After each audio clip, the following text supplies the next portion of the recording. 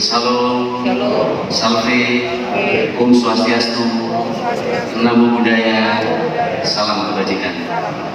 Yang kami hormati sahabat saya Pak Gubernur NTT, Pak Victor, ini dulu sahabat di anggota DPR RI, juga Pak Wakil Gubernur, ini sahabat satu komisi dulu di DPR RI, dulu masih miskin, sekarang sudah kaya sahabat.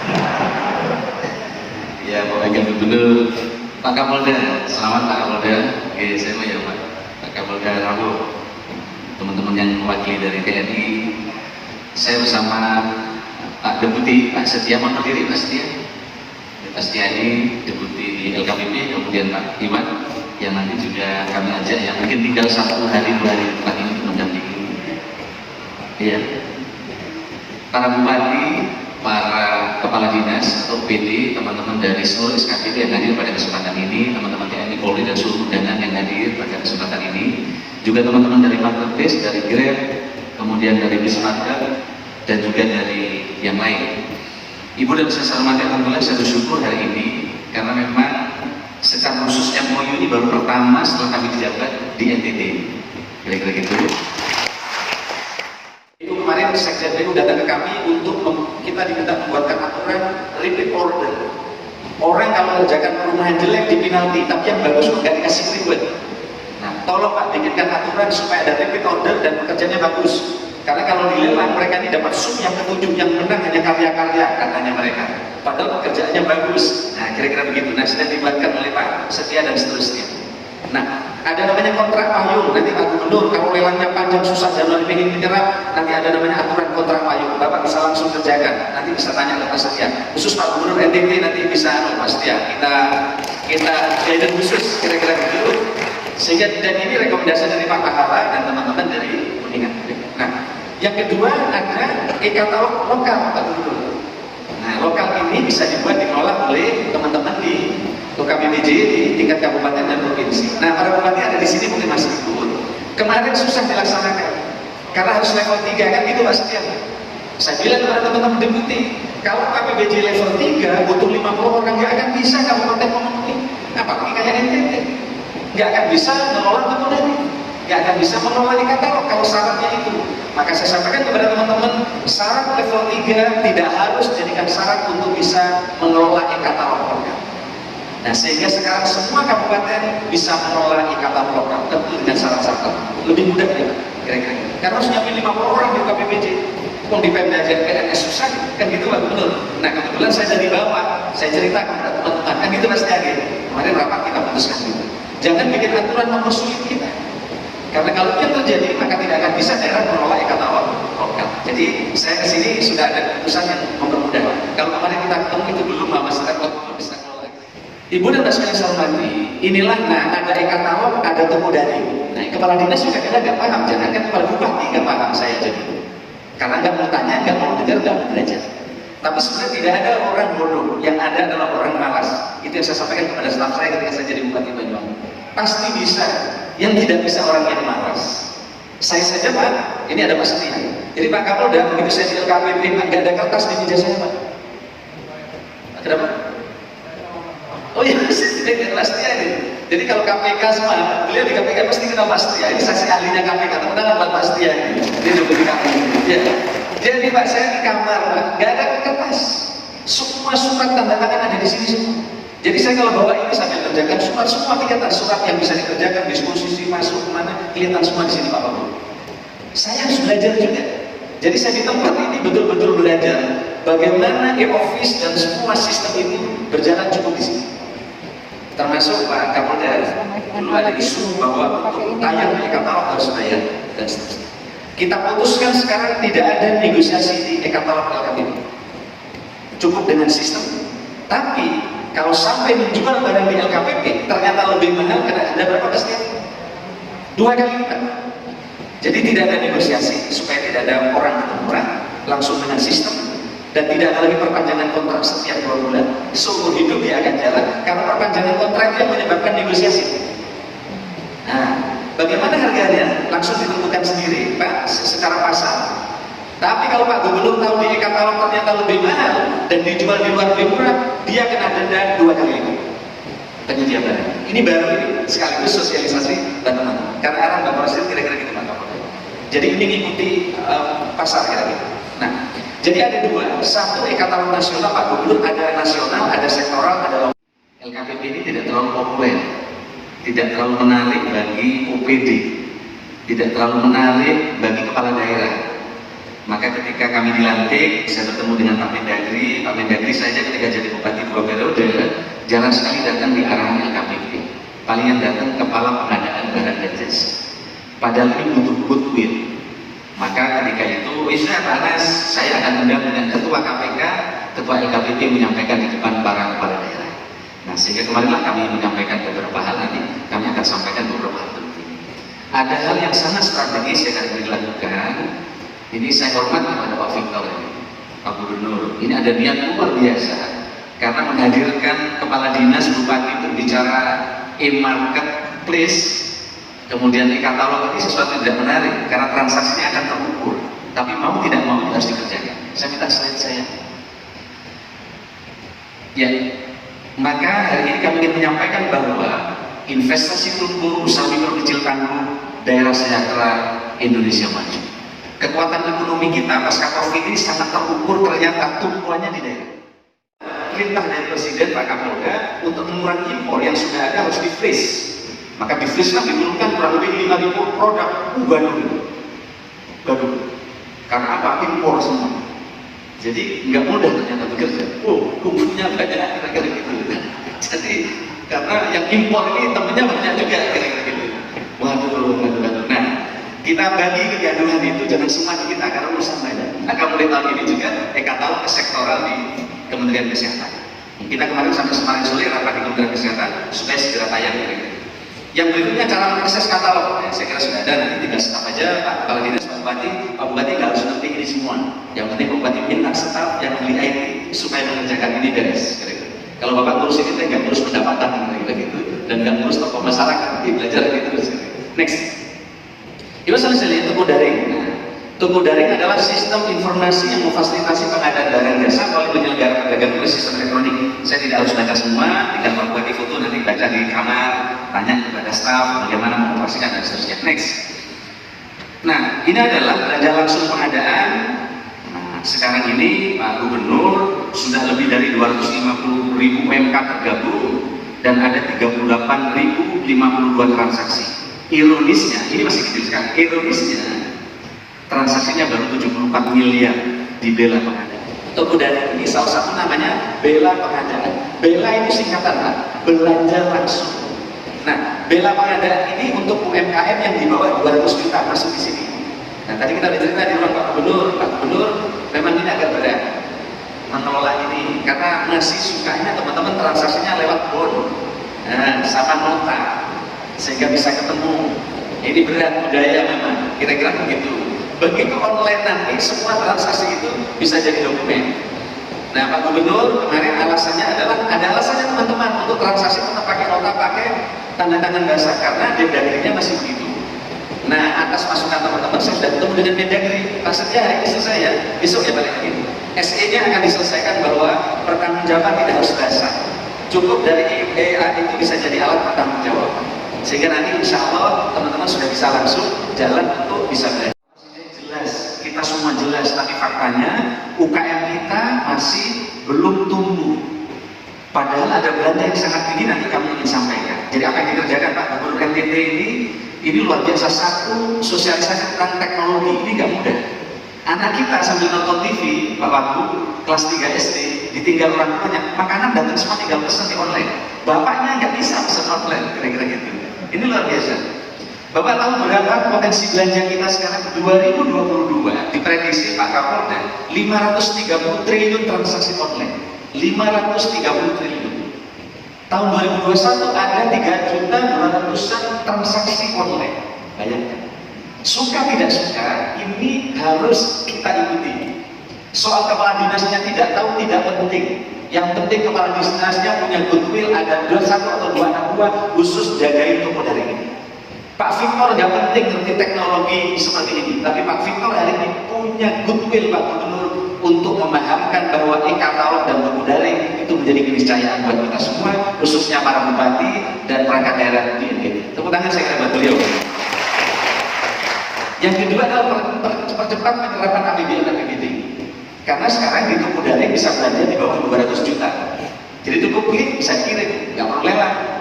Ini kalau sebagian daerah memenuhi 40% UMK, pemerataannya insya Allahnya akan jalan.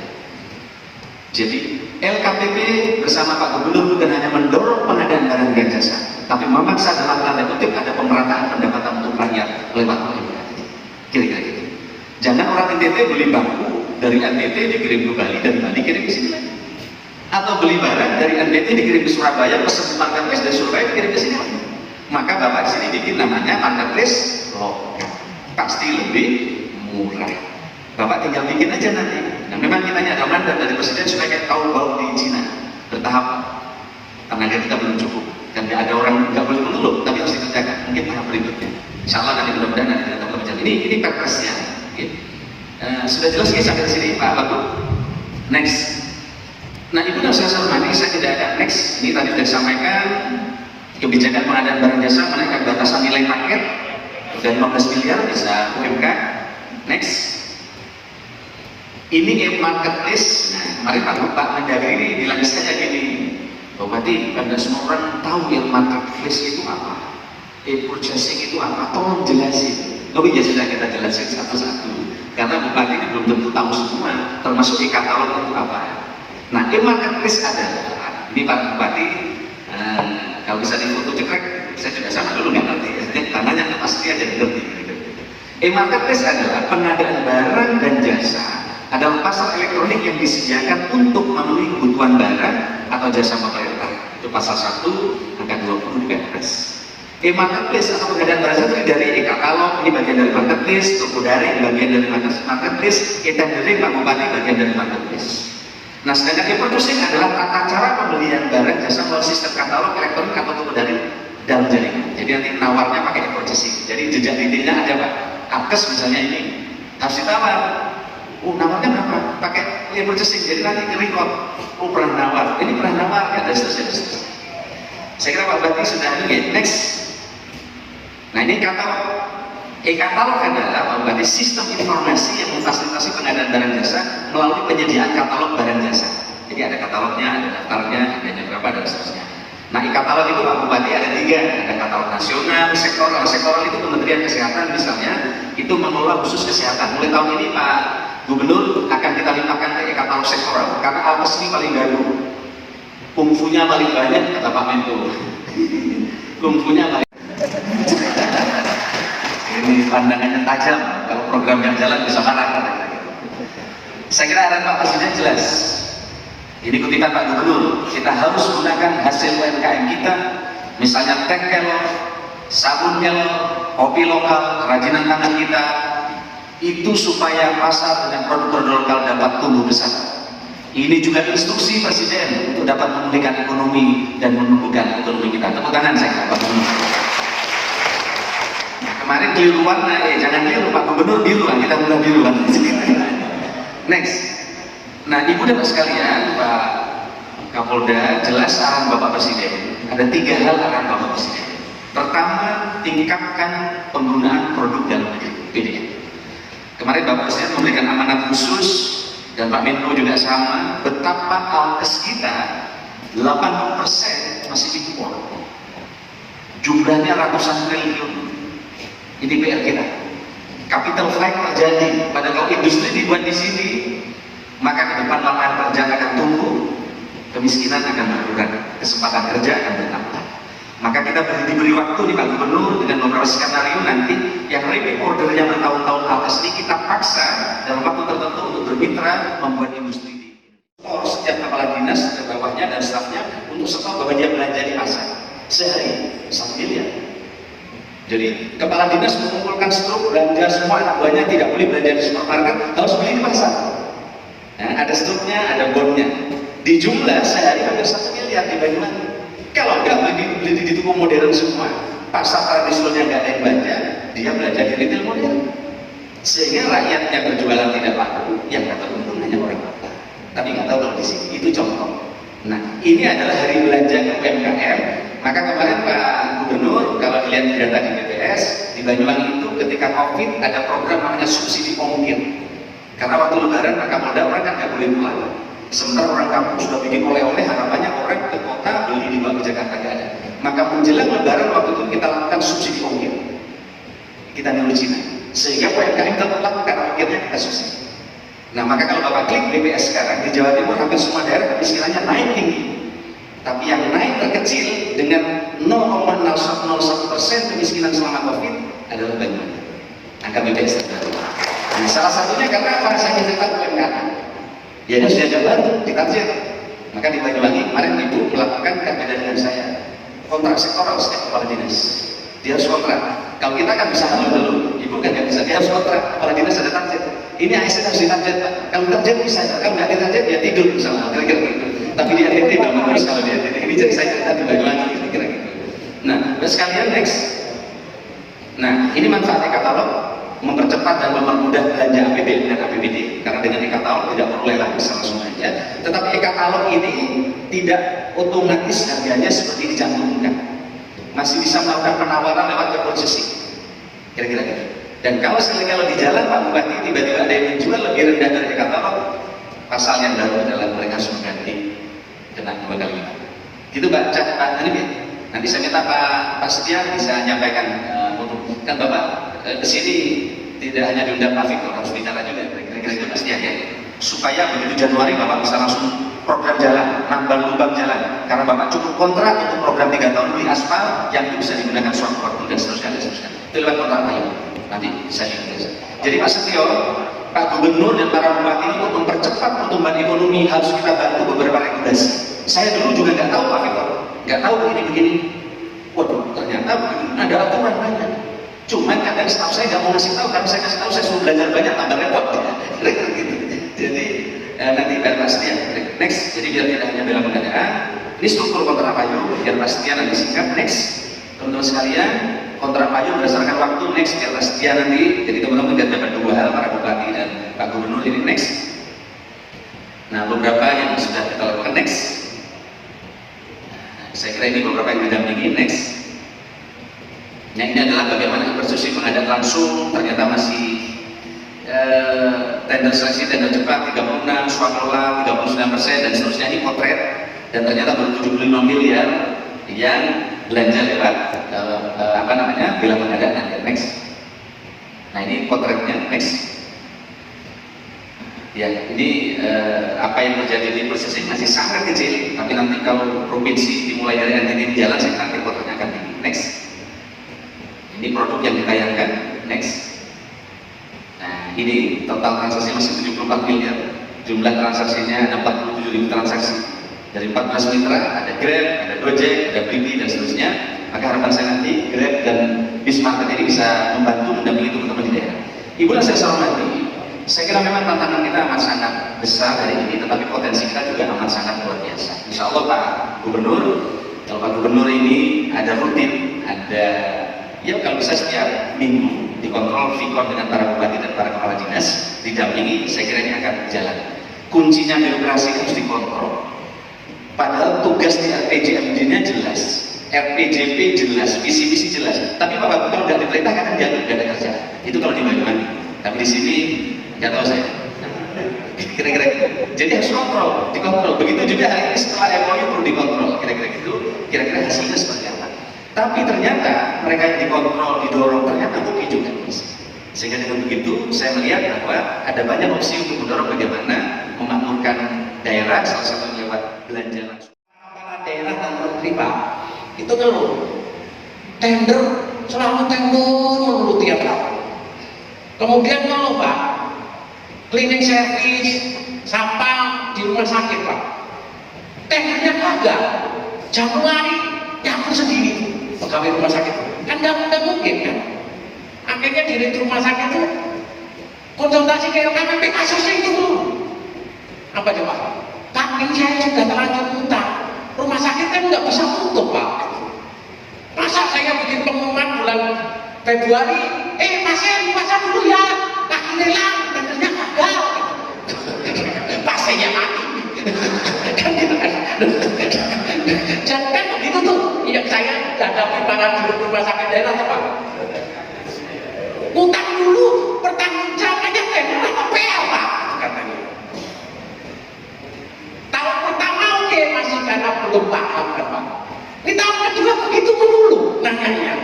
Itu kamu lebih bodoh dari keledai. Terjerumus di lubang yang sama itu lebih bodoh dari keledai kan? Nah kita kasih cara Pak supaya tidak tender tiap tahun. Bapak boleh tendernya itu kontraknya 3 tahun atau 5 tahun. Tender dulu, dapat harga satuan, tuangkan dalam kontrak payung. Nanti setiap SKPD kalau butuh per tahun setelah DPA-nya sah, tinggal bikin kontrak pemesanan berdasarkan ada kontrak payung. Jadi nggak ada alasan lagi Pak Gubernur, tendernya gagal loh, itu nggak ada. Oh tinggal pesen kok gitu kan. Dan kalau Bapak ikat kontraknya panjang dibandingkan tahunan, harganya lebih mahal tahunan. Terus tadi gagal lagi Pak. Nah, nanti teman-teman di rumah sakit ini Pak datang ke saya, tak kopi, LKPP, cleaning service, sewa mobil, internet 3 tahun. Dan ini nggak perlu izin multi-use ke Menteri Keuangan kan di pusat. Karena yang ditenderkan adalah harga satuannya. Bayarnya bulanan Pak. Jadi ini simpel sekali Pak. Kita sudah praktekkan, terus nanti ini bisa diperluas untuk apa? Kontrak payung untuk pekerjaan konstruksi. Sekarang ini kan Pak, kalau konvensional, mohon maaf Pak Jadi, itu Bapak tender di PUI.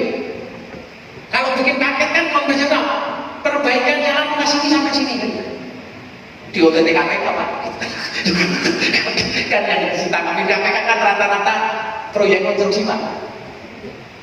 Proyek konstruksi itu Pak, hampir semua daerah itu terjadi persekongkolan horizontal, bukan vertikal. Yang dialami Bapak bangun pabrik makan dulu Pak, itu persekongkolan horizontal. Peserta yang masuk. Pojok diposisikan harus itu. Udah begitu keluarnya Pak Menteri Pak, kualitasnya KW11. Tidak ada batasan nilai. Jadi mau transaksi 10 miliar, 1 triliun bisa lewat kata. Prosesnya cuma 2 hari, sehari bisa pesan langsung. Kemudian tadi di samping untuk mendorong pertumbuhan ekonomi di daerah, makanya tolong teman-teman UKM di sini dan pengusaha lokal Pak suruh masuk katalog barang jasanya Pak. Jadi supaya tidak perlu tender. Gitu. Kemudian yang kedua, yang bela Makanda itu kita batasi hanya untuk produk-produk UKM. Tapi kita juga ingatkan UKM yang tidak boleh jualan barang Cina. Mohon maaf bisa nyebut produk. Karena kemarin Pak Presiden yang jualan online itu ternyata produknya impor Pak. Kita pengennya UKM-UKM yang benar-benar memproduksi. Gitu Pak. Itu satu. Dan ini nanti fasilitas yang diberikan oleh pemerintah sekarang untuk UKM itu bayar di depan. UKM-nya jadi nggak perlu pinjem bank, bayar di depan. Nanti tolong segera dipraktekkan kartu kredit pemerintah Pak untuk Pemda. Itu nanti yang halangi bank himbara, UKM-nya dibayar dulu, kemudian Pemdanya akan bayarnya dikasih waktu 3 bulan tanpa bunga. Jadi tanpa bunga Pak, ke bayar ke bank itu yang menerbit kartu kredit tadi tanpa bunga. Jadi ini tujuan untuk membantu UKM juga langsung tercapai Pak. Karena keluhannya teman-teman UKM itu kalau kenapa nggak mau ke pemerintah, hanya bayarnya 3 bulan Pak, katanya gitu.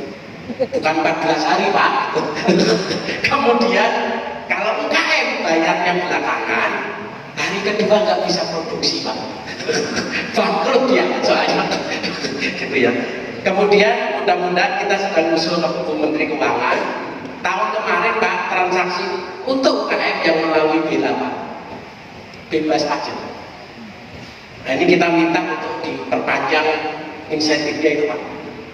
Kemudian mumpung ada hadir dan Pak Kapolda, Pak Dandim ya, ini harus digunakan Bapak juga, tidak hanya Pemda. Jadi TNI kalau beli apa ngasih makan kalau anggota Pak, ya beli pakai BELA Pak, enak. jadi jangan hanya Pemdanya saja gitu, karena ngumpul ya Forkopimda, Jaksa gitu ya, karena Bapak tidak dikecualikan dari aturan ini. Itu Pak, itu supaya nyentui gitu, jadi mempermudah.